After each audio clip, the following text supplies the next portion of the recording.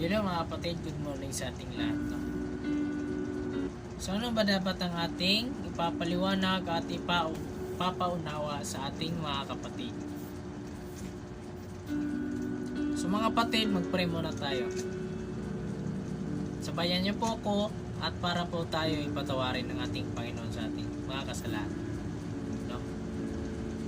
So manalangin mo tayo mga kapatid.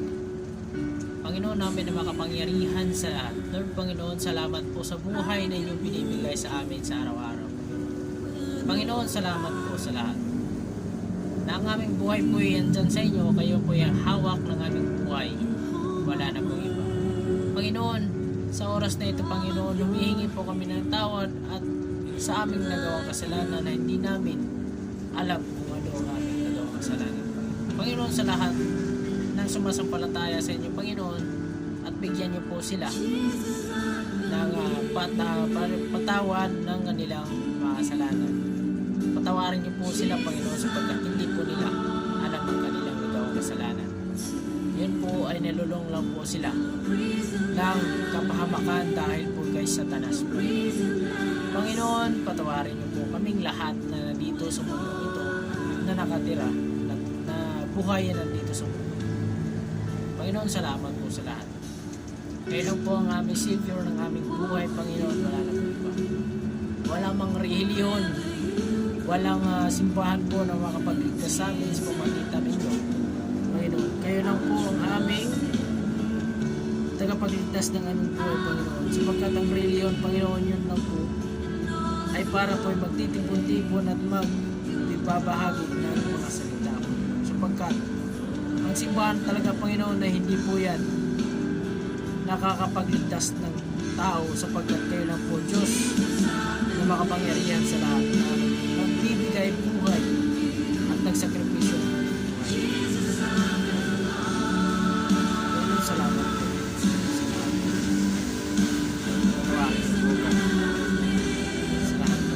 Panginoon, sa lahat po naman mga pamilya dyan at mga anak na nanonood at nananalangin, bigyan mo po sila ng patawaran sa kanilang mga kasalanan at patawaran po sila sa lahat ng nanonood dito sa video nito, Panginoon. Dahil ito po nais ninyo pa yun para po sa lahat. Patawarin po ang lahat ng tao dito sa mundo para po hindi na po sila mapahamak sa kanilang mga ginagawa. Panginoon, salamat po sa lahat. Sa mga araw-araw at gawin protection at nilayo kami sa kapahamakan e Satanas, Panginoon. Bigyan niyo po kami sa mga araw-araw na sapat namin, Panginoon. Sa lahat ng aming katawan at mga sakit, Panginoon, ilayo niyo po kami sa sakit, sa kapahamakan at sa lahat ng uring dulot ng masakit ng parte ng aming katawan, Panginoon. Panginoon, palakasin niyo po kami at patatagin sa pamagitan ng inyong banal na Espiritu. Salamat po, Lord Jesus. Nabalik ko lang at duwag na salamat na in the name of Jesus. In the name of the Holy Spirit. Ama namin, salamat po. Nabalik ko lang at duwag na salamat. Tayarin mo sa ngalan ng Ama at ng Anak at ng banal na Espiritu. In the name of Jesus, in the name of the Holy Spirit. Amen. So mga kapatid, tayo po'y nanalangin para po sa ating kaligtasan, mga kapatid. So ngayong oras, kapatid, na kayo sumabay sa ating pananampalataya, yun po ang nais ng Panginoon sapagkat para tayo kaligtas sa ating kasalanan. Para hindi na po natin magawa yung kasalanan natin na ating ginawa na ayaw naman hindi naman dapat natin gawin. So mga kapatid, mga kapatid, nandito po ako sa trabaho, nandito po ako sa duty. Kahit nandito ako sa duty, nanampalataya pa rin ako sa Panginoon para po sa ating kaligtasan. Mga kapatid, alalahanin nyo, walang relihon na makapapagligtas sa atin sa pamagitan lamang ni Jesucristo na tagapagligtas natin, na ang Diyos na buhay na nasa langit. Andun po siya, mga kapatid. Wala po makaligtas sa atin dito sa mundong ito sapagkat ang Diyos lamang. Basta ang importante mga kapatid, pag lumapit ka sa Panginoon, hindi ka tatanggihan at hindi ka pabayaan ng Panginoon sa inyong pananampalataya sapagkat ikay tutulungan ng Panginoon at ikay papatawarin sa iyong ginawang kasalanan para mabigyan ka ng buhay na walang hanggan, kapatid. Yun lang po ang nais ko sa inyo. So mga kapatid, ang buhay natin ay hindi atin.